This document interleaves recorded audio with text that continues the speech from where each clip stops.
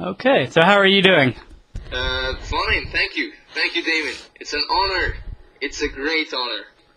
Yeah, thank you for taking the time to talk to me, and I'm glad that you're staying up to make this possible. No, I hope I'm not wasting your time because it's an honor. I mean, I'm a big time admirer of basically people like you, people who, who blog, who write, and of course, a filmmaker. It's really an honor. But no, I'm good. You're not taking any of my time or anything.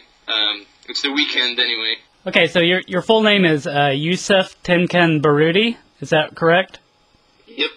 Yeah, Tenkan is my nickname. It's up with for fun, Oh, okay. YouTube purposes. Sure, okay.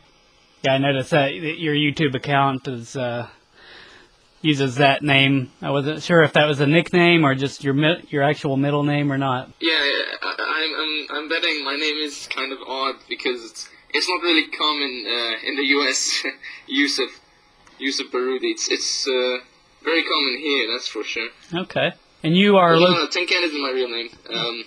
Okay, so you're located in Bahrain, which that's a region of Saudi Arabia. Is that correct? Yeah, Bahrain. It's a small island off the coast of Saudi Arabia. Oh, okay. In the Gulf Sea, and it's I'm staying here for now. I'm not from there, but I'm staying here. Okay. It's a nice place.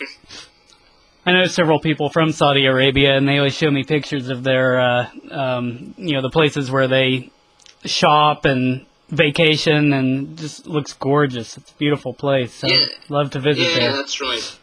Yeah, Bahrain, it does have, of course, locals, but mainly a lot of foreign people from Saudi Arabia and other countries as well just come here to basically, have their vacations, and it's definitely luxurious, very rich place. Now, you're 18 years old, correct? Yeah.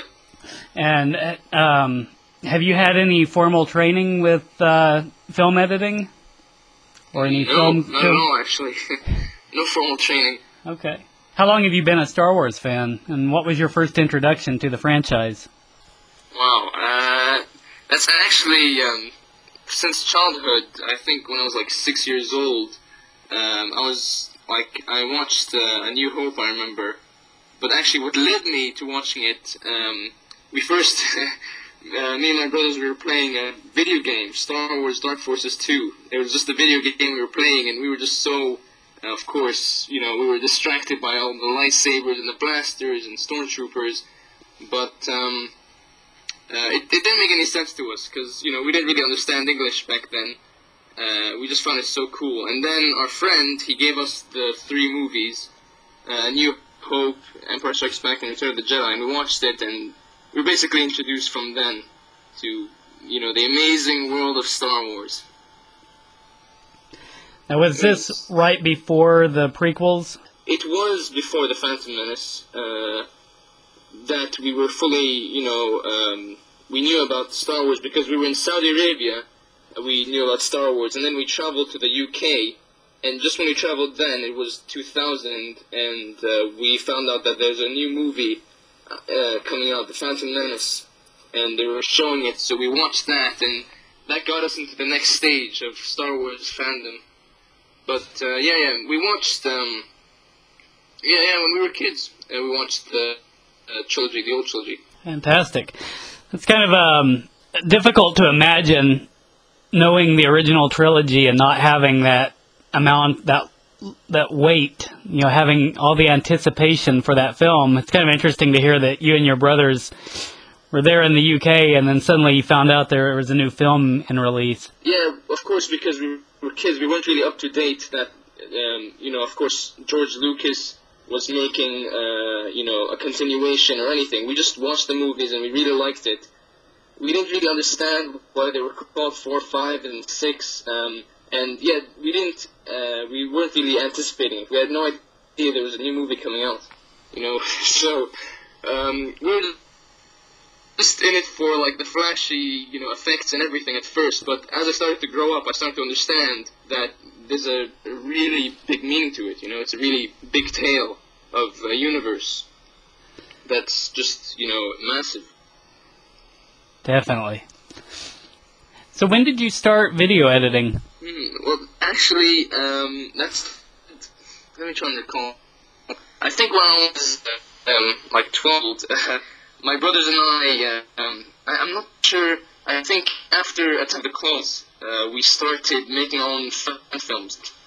We started basically just getting sticks from our backyard and practicing with one another like we're Jedi. And then to the next stage, we started recording that. And my brothers started trying to use Windows Movie Maker to edit and try to make it as epic as possible. And in our eyes, of course, it was epic. But from then, I started learning how to video edit. I used to take turns to edit the videos and stuff like that. And then generally, it just evolved. We got introduced to YouTube. We knew there were many other kids out there who started making fan movies. Of course, after Revenge of the Sith, it just escalated. Everyone was into the fast-paced, fighting styles and Jedi flips and forces and everything. So, we started getting into that. We had our own channel, but I dropped that and started making my own stuff. Video blogs. I have a blogging channel and a gaming channel, and I just work on editing with that. And this channel, Tenkan Originals, I upload all sorts of stuff, basically related to trends and stuff like that, specifically here, whether it's concerning politics or just me and my friends. Do you still use Windows Medium or Movie Maker to this day? The program I use now is Sony Vegas 9. Okay. I stopped using Windows Movie Maker. Okay. Now, where did you get the idea? I've watched a few of your other videos where you've cut Clone Wars footage together to music, but where did you get the idea for this particular video? Well, of course, a big inspiration was when I watched The Dictator on television. I had no idea Charlie Chaplin was such a great actor, but his performance on that was amazing. Specifically, the speech just caught me off guard, and I just couldn't get over it. For a whole week, of course, after I downloaded it on my laptop, I just kept watching that speech, and it was amazing. And then, of course, because Clone Wars is releasing Season 4 episodes all this year, sorry, not all this year, but they're recently releasing their episodes, I'd watch one episode every week, and I'd still have that impression in my mind, the speech and everything. And so I started implementing, the political aspects and the humanitarian aspects from the speech onto the show, concerning, of course, because Star Wars is a massive, it's massive. There's a lot. There's romance, politics, war, all sorts of things. So I implemented it on that, and it's amazing because Charlie Chaplin's speech, although it was written 70 years ago, could be implemented in stories being created like nowadays. The Jedi, we're all wondering after Darth Vader kills the Emperor, you get this scene of this moment of silence with just Darth Vader looking down at the pit. Just generally think was rushing through his mind in that moment after that moment of adrenaline. And generally, of course, Anakin, his character is tragic. At the end of Return of the Jedi, Revenge of the Sith, sorry, he was so confused as to the choices he made, and the quick choices and everything. So obviously he'd have some regret during his lifetime. He'd be regretting the quick choices he made through emotions. And after he'd redeem himself, he'd be thinking, that speech, I just had to implement it, because it just sounded like it would have came out of Anakin. He didn't want to be a dictator, he just wanted to do things that he thought that was right. But unfortunately, his emotions were what kind of really got to him. Really, his emotions drove him to, of course, the dark side, but I hope you understand what I'm trying to say here. Oh, most definitely, yeah. Yeah, I can see now, looking back on that scene, how someone could watch Vader leaning over the railing, looking down into the pit, and what must be going through his mind in that moment. But I think that's the wonderful thing that you did with this video, is that I know many older fans were a little bit skeptical of the series when it first began, because they weren't quite sure how to weave that in with the mythology that was already established. But I think that True. What you have done with the video, of course, hardcore fans of it, like myself and you, we're always thinking about those deeper meanings, but to the casual fan, they're not necessarily putting that thought into those moments where there's no dialogue on screen. And exactly. but for you to assemble all those clips from the series and put it into the context of the live action element, I think that really married it together in such a way that can help people see that connection of how it really is it really underlines Lucas's vision as one big comprehensive story. So I definitely thank you for doing that. Just to as a fellow fan, I really appreciate that people can see that greater comprehensive story. And it's very professionally done. I found that you had a really perfect editing rhythm to go along with the speech, and you picked very salient clips to match each part. How long did it take for you to scrub through all 78 episodes, plus the 4 that comprised the movie, to find each of those clips, or were you just more intuitive about the whole thing? It did take quite a long time. I'd say we had a holiday. I just and when I started watching the speech, I wanted to do that video. It took me about 2 weeks. My entire holiday, I was just sitting on my laptop and thinking, okay, this scene doesn't really fit with the words that are going across the screen, and so I had to keep downloading episodes and searching for the right moments that, of course, that relate to the subject and can make people think. Because I could have gone for a different approach, but usually, what's more important is the intellectual approach. Because I wanted other people who are like hardcore fans, like me and you, to understand what Anakin was feeling, what Anakin wanted as a result. Like he'd think the war would basically there'd be an end to it. So that's why I took like 2 weeks just editing, downloading episodes of scenes that he would have thought basically like that would be running through his mind, like he'd be remembering the Clone Wars basically. So Sure. it took me about 2 weeks to download every episode. Wow. When you were scrubbing through each episode looking for things that would match a particular line, as soon as you found one that fit, did you just go ahead with that, or would you try several different moments against the same line over and over until you found one that was just seemed perfect?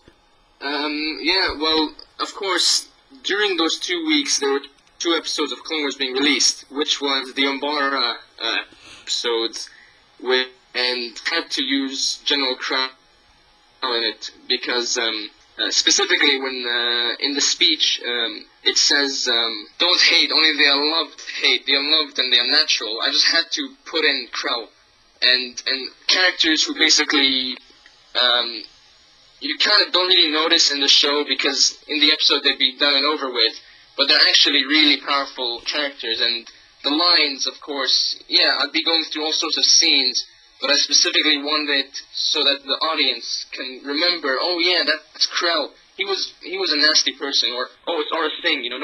People forgot about her, but some people just remembered how nasty she was. So of course, I took a lot of time editing the clips to just get it right, because because people who specifically are fans of the show will remember that moment, and they'll be like, yeah, it's true, it's a good thing Anakin pointed that out, like, Krell being an unnatural person and Aura Singh being an unloved, no one really missed them in the galaxy, really. Well, I'm not sure, but one thing for sure, the audience won't, of course, yeah, there's fans of Aura Singh, but I hope you know what I mean.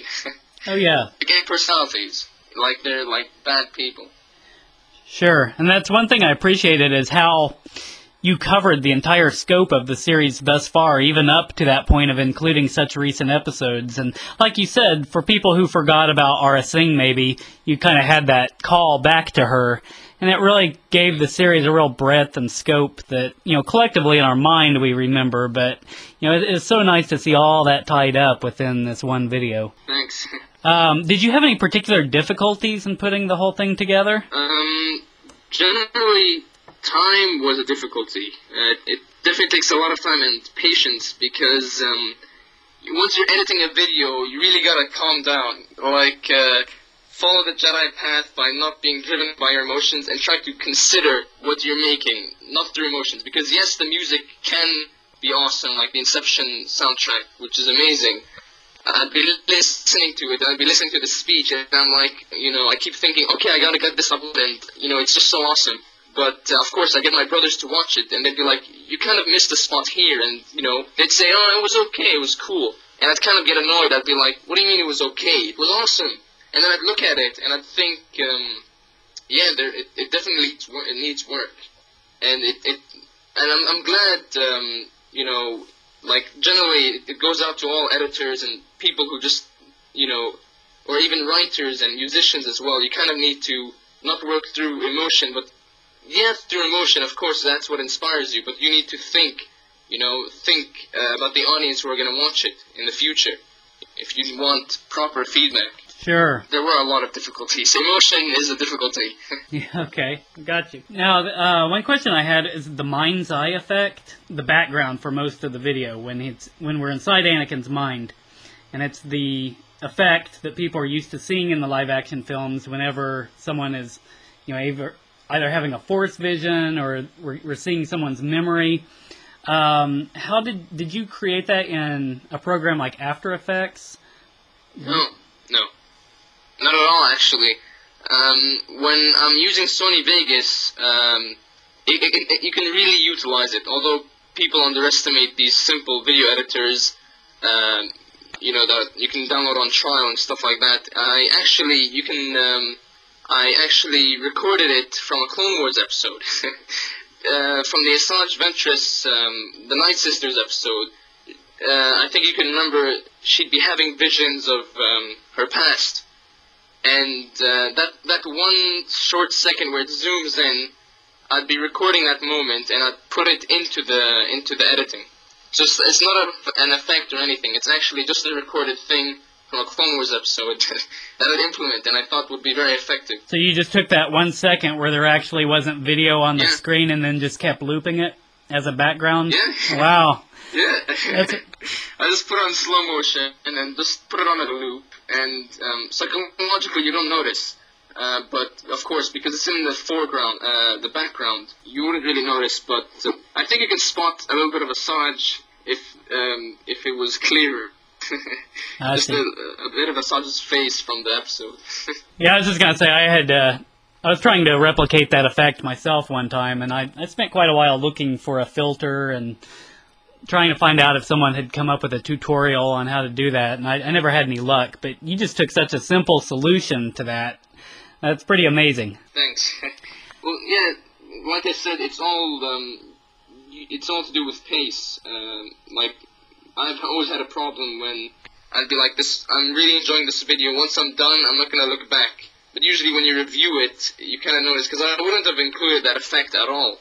But then I noticed it's actually, I want the people to think it's Darth Vader seeing this. If it was just a black background, it wouldn't be as effective. So have you been floored by the response that this video has been getting in the fan community lately? Yeah, I am really honored. I love listening to Star Wars fans. I love reading their blogs and everything. But just to see them commenting on my video, it's a real honor. I'm so glad so many people enjoyed it. This kind of attention is really it's more than what any video maker could hope for, I feel. I really enjoy it. And I was especially surprised when I saw that James Lon Taylor, Tom Kane, and Bonnie Burton were talking about it.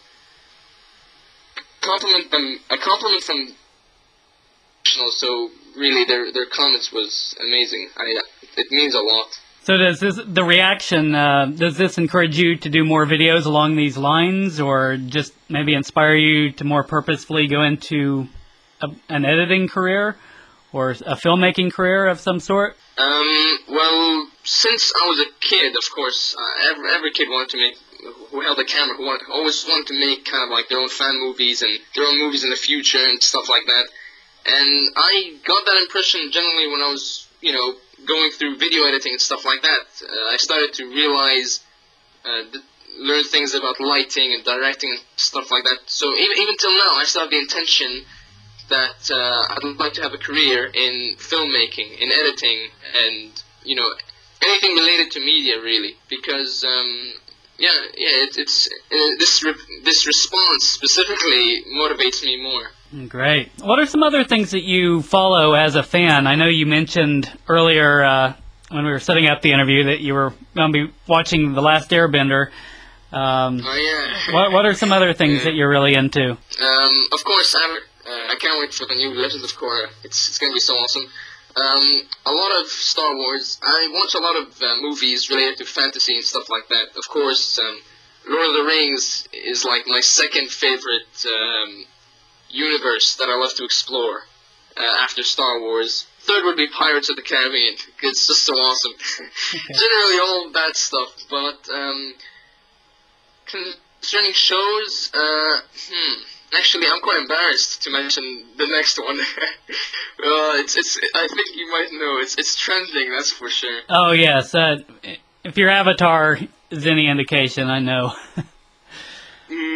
Yes, of course. I'm a big cartoony person. I really love watching cartoons. But this new show, My Little Pony: Friendship is Magic, is spectacular. Of course, Clone Wars comes first, but second, I'd say, or third would be My Little Pony. Its cartoony aspect and its characters are just so colorful and definitely brightens up my day. Yeah, it's got a very definite visual style. It's very striking, and I can see the appeal of it overall. I'm actually spiritually and in a way. I wouldn't say I'm sexually confused. That's for sure. My first impression when I liked it, I was like, what am I watching? But I kind of adapted to it and kept it a secret for a while, but I just had to tell all my friends. And they still look at me weird. Well, haters gonna hate. Well, it's an interesting time that we live in because all these franchise properties that came out around the early 1980s, back then there were such clear divisions of gender. Girls generally did not have anything to do with Star Wars, and guys certainly wouldn't even consider My Little Pony. But now it's just kind of now it's just open for everybody in either of those franchises, plus a lot of the other ones that used to be very thought of as gender specific. So that's very refreshing. Now that I think of it, media's gone to a whole new level. With The New Hope and Empire Strikes Back and Return of the Jedi, when I watched it, of course, at the time they were like, wow, this is amazing. I hope this experience never ends. But if they were aware of the future, that there'd be a CGI show and everything, and, then it's definitely a big contrast, like unexpected, but that's kind of how media progresses, I mean, who knows what the future might hold, for media after this concerning entertainment, specifically as well, including My Little Pony, it was gender specific, and now its majority are male watching it. Sure. Young men. Yeah, it's very interesting. It's very interesting. Are there? Do you have any plans to attend Celebration 6? Have you ever been to a Star Wars convention before? Ooh, never. I wish. It would be my dream. I've never been to the U.S. and whenever because here it's not really that publicized Star Wars, and it's just not movies and stuff like that aren't really advertised that much here. It's more local and stuff like that. So whenever we were kids, we'd be fantasizing, oh, I can't wait to go to America where all the Star Wars fans are. So, no, and so far I've never been to any celebration. I'd really love to go to one, but I just can't. Not yet, anyway. Well, hopefully that'll happen for you sooner than later. Hopefully. It would be so awesome. I think of it. So, are you even able to watch the Clone Wars on regular television where you are located, or are you just seeing it all online? We do have Cartoon Network here, but they very rarely show it, and when they do, it's it's not up to date. Like, it's season 1 and 2 still. Wow. I think. And I watch it online because I feel like I'll be missing out too much with all the talk. All the bloggers and reviewers, will be talking about missing out on all your reviews, and I don't want to miss out on the trend, the trending Star Wars inside jokes and stuff like that. Sure. Yeah, that'd be quite a shock to suddenly hear people talking about Darth Maul if you're still watching season 1 or 2 episodes. Yeah, of course. Is there anything else that you'd like to add, just about anything we've discussed up to this point, before we wrap up? Anything about Star Wars or filmmaking? Not really. Just the fact that I'm really honored by basically being in this interview. It's really what I did not expect. Editing the video, I completely, I usually, of course, put thought to it and everything, and I upload it, but it's usually just between me and my Star Wars fan friends who also edit videos. So, I'd be showing it to them, like, hey, look what I did. Hey, it's better than yours. And then that get all this attention. It's just, it's definitely motivating for me not to put, like, to continue my hobby in movie editing and stuff like that, and soon make it a career. Because it's what I'm studying anyway. I'm studying multimedia, learning how to write scripts and video edit and stuff like that. But generally, as a conclusion, I'd say specifically to movie editors and stuff like that, or anyone who creates any sort of artistical work or whatever of the sort, just to not be affected by any negative responses you get that might demotivate you from anything you feel you're doing is good. Because there's always haters out there who hate specific sort of work or might criticize you, over the internet or in real life. Might criticize you not on purpose, but like they just they won't understand you. Just ignore that and just do what you enjoy. Whether it's video editing, music, making music, anything of the sort. So that's generally all I have to say. And just keep doing it. If you like to do it for fun, just do it. Yeah, that's very great advice all around. Thanks. But of course, I learned from the best speakers. Always, that's all I can say. I'm quite choked up, actually. Well, I'm sure that your video will go on to inspire many more future filmmakers to try their hand at doing fan editing and hopefully lead them down the path to a greater field in media creation. Definitely a very one of the high points. I've probably seen hundreds of fan videos over the years specifically related to Star Wars, and I just felt like I really wanted to talk to the person who made this particular one that has stood out so much. I get choked up every time I watch it myself. No, thank you. You're welcome. I'm still very honored, and I specifically thank you as well for your comment. I really appreciate it. No problem. Okay, again, thanks for your time, and best of luck to you in the future. Thank you, Mr. Damon. Yeah, hopefully we'll meet someday in person at a convention. Hopefully, that would be so awesome. Yeah, best of luck, and take care. Okay, you too. Okay, Bye. goodbye. Bye.